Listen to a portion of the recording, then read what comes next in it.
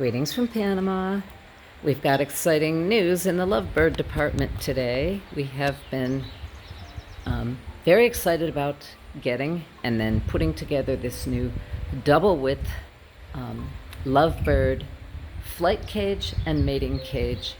It is 3 times as wide as the old cage we had, which was about 20 inches wide. This gives 62 inches of horizontal flight space. What it actually is a double cage, which has a divider that can go in the middle. The divider is underneath down there for now, because right now we just have one Lovebird. His mate got lost, so I'm looking for a new mate for him. I need to wait until I can find another peach-faced African Lovebird. Hopefully this week. But in the meantime, wanted to get him acclimated. We have confirmed he's definitely a male. I was able to get him to let me hold him and check. The spacing of his pelvic bones is so close, there's not a chance it's a female. There would be no room for eggs. So he's a male, which I really believed anyhow. And I need to find him a female mate. It's usually better if you introduce the female second, if the male's already made it his home, because a female can be very territorial if you introduce a new male. It's better to introduce the female second. So that's what I'm working on. Last time we introduced the male second, though, and it worked out fine. But this cage is so awesome. 62 inches wide. Each side has its own door. There are 1, 2, 3, 4 ports, 4 food and water dishes, all these different little mesh shelves that you can put up in different positions, mesh ramps. We have even more of these. I haven't used all of them because it's more than is really necessary. A lot of these things were from his old house so that it would be familiar to him. There's his very favorite swing there, and just a lot of familiar things. For example, this perch is from his old house. The new perches are actually probably better sized for a Lovebird, but he's real used to this perch, and he likes to go on it after he eats. He cleans his beak on the dowel after eating. It's really cute. Anyhow, all these are just different nesting materials. We have a mating box at each end, a nesting box, excuse me. This is the nesting box that our previous Lovebirds used, Mela and Cotón. Mela had 2 different clutches of eggs, and we made this nesting box. It didn't even have that fancy metal ring on it, which I took off of a commercially purchased mating box, or nesting box. It was just a cut circle in the plastic. She had babies in that and raised them in that until they were mature. I just put the ring on it to make it even nicer, and I have placed 2. One is the one that Mela used, which we like because you can see through it all the time. It's very easy to access, very easy to clean. And then I thought I'd see what the preference is. This is a much more traditional nesting box, and we'll be able to see still because the back side of it is glass, so we'll be able to see what's going on in there. And I'm just going to see, once he has a mate, what the mate prefers. Which one does she naturally get drawn to putting nesting materials in? A female will start putting nesting materials in almost right away. And so we'll see. Now, if she starts nesting in both, I'll just pick one. I'll flip a coin or something. The way that these houses are made, they have a mating access door here. And so what that means is that I can get in and access the mating box, the nesting box, without opening the big door, which is good because when Mela, our previous bird, was incubating her eggs, the father escaped and never came back once when I had the house opened to be tending to her.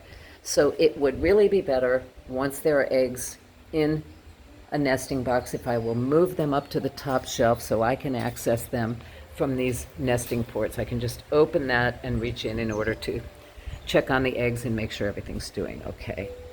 For now, I'm just leaving them down because Baird really likes to be up high in the house, and so this way they don't block our view and they don't block flight space for him. We are in 7th heaven because he truly can fly. Come on, Baird, let's fly. Fly, fly, fly. Good, good, good. Show us how you can fly all the way to the end. Go fly, fly. Good flying, Baird. Go fly, fly. Come on. Fly, fly, fly, fly. Go, go, go. Va, va, va. Fly. Fly, Baird. Fly. Go on, fly. Good boy, good boy. Oh, come on, Baird. You can do it. This morning he was flying back and forth. Fly, go on, fly. Fly, Baird. Good boy, good flying. He loves his trapeze. There's his big perch, which is really more parrot-sized, but he likes it, and it's cute. He hasn't just eaten, but he frequently rubs his beak on that. So I wanted him to have something familiar, so I brought it over. They also say it's good for them to exercise their feet on different sized perches. So I'm just in seventh heaven. Everything about this house is so well designed. Pull out floors so you can clean them because they get poop on them, and the trays for their mulch for their waste material are easy to change and clean. It has a rolling stand, a place to keep my tub of all his feeding supplies. These are some rice mats we use to cover the cage at night so he doesn't start squawking so early in the morning. And golly, it's just awesome. The divider is down there. The way that it works is once they mate, if the mom is done with the babies and she's starting to peck at them because it's time for them to be feeding themselves, the children will go on one side, the parents on the other side, and the divider will go in the middle. So I will probably be storing that away in our bodega. I don't want to do it yet, though, until I get him a mate, because when I introduce the mate, if they don't get along right away, I'll use the divider to get them used to each other until they're ready to be in the same house together, and then I'll take the divider out. I'm hoping I don't need to do that because, oh my gosh, does he love having the flight of this cage. He just loves going down. And he's more likely to go the whole distance from this end. Hi, Baird, what are you doing? Baird Bravado. Just so you know what's going on here at the bottom, this is a dog gate that we had around. His old house was only about 20 inches square, and we had this dog gate all the way around it to keep the dogs away. I decided I thought that's still a good idea here.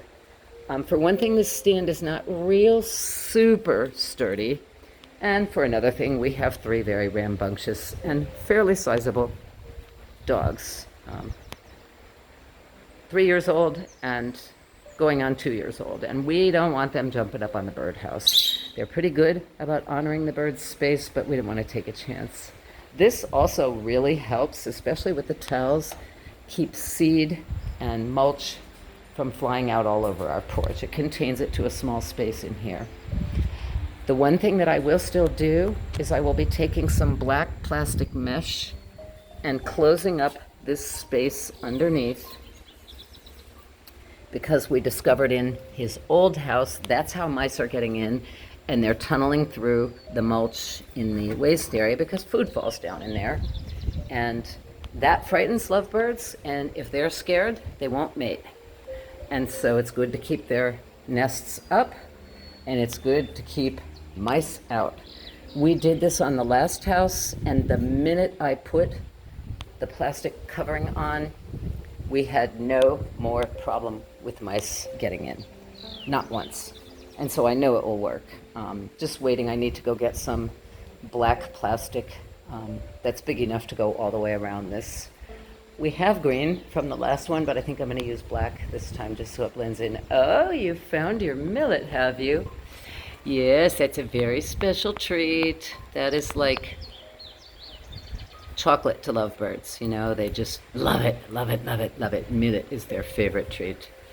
I was being extra generous by placing these nesting materials mats in there because I wanted him to have fun and cool things to look at and do while I'm finding him a mate. But once we have a mate, she's going to be pulling all those materials out and making nesting materials out of them. I've also put some natural things in here, some coconut husks. I've got all kinds of things I'll put in once we have the female. So just to go back to the base, there's our stand. It's very easy to move. Very easy to move back. And this just gives an extra degree of protection from the dogs and an extra degree of cleanliness for our porch by not having quite so many seeds and bits of mulch fly out. Hi, Baird. ¿Cómo está, Baird? ¿Qué pasó? Thank you, Baird. What's going on? What's happening, Baird? What's happening, Baird? Can you show me how you fly? Go, fly. Fly, good boy, good flying.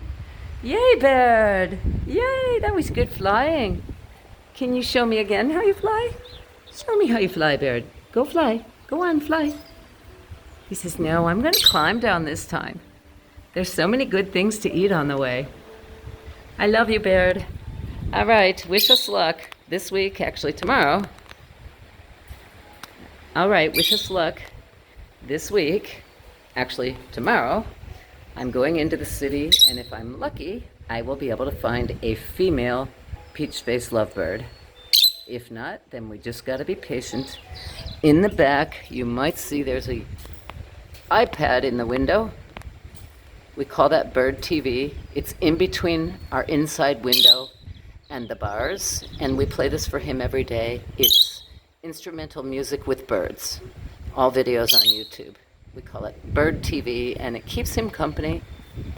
And we keep it on until night, and then I take the iPad in for the night. But this really helps him with loneliness. It's not as good as a mate will be, though. We can't wait to find you a woman, right? We've been singing the old Todd Rundgren song. We gotta get you a woman. He's so cute. I know for sure he's macho. I've been able to determine that. And his pelvic bones are spaced such that there's no question he's male. And his behavior is obviously male. But the true determining factor was his pelvic bones. There's not a chance it's a female. There's no space for eggs. So I'm excited. I can't wait to find another one. And we really, really love this. The brand is McCage. And it's known as a double flight cage, 62 inches wide. Each one, if you have the divider in, is 31 inches wide. The bar spacing is a ½ inch, so it's great for small birds. This center is 5/8 of an inch, which is the same as the spacing on his old house, so we're not worried about him escaping or the others escaping that. Need to make sure all of our doors are locked and closed, and that's it. We love you, Baird. Have fun in your new house. Go, Bear, fly. Go on, Bear, fly. Fly, fly, fly, go. Ah, ah, ah. Come on, fly. Fly, fly, fly. Come on, Bear, fly. Come on, he slips down. The old bars were much less slippery. Go on, fly, fly, fly. Go on, fly, fly, fly. Go on, Bear. Yay. Oh, he's got a lot of things he really likes in there, like this perch. We have so many more things. I just don't want to clutter it up because I want to leave flight space. He's been flying all morning, so he's kind of tired, but believe me when I say he is going from one end to the other. And something I learned, and this is why the width is so important, lovebirds can only fly horizontally. They cannot fly up or fly down. They cannot control their altitude or their elevation when they're flying. They can just go straight across. And so the width of a cage is much more important than the height. It's fine to have a tall cage, but don't count on that being how your bird flies, because they cannot fly up and down. All right, Baird, I hope we find you a mate soon. Take care. Ciao.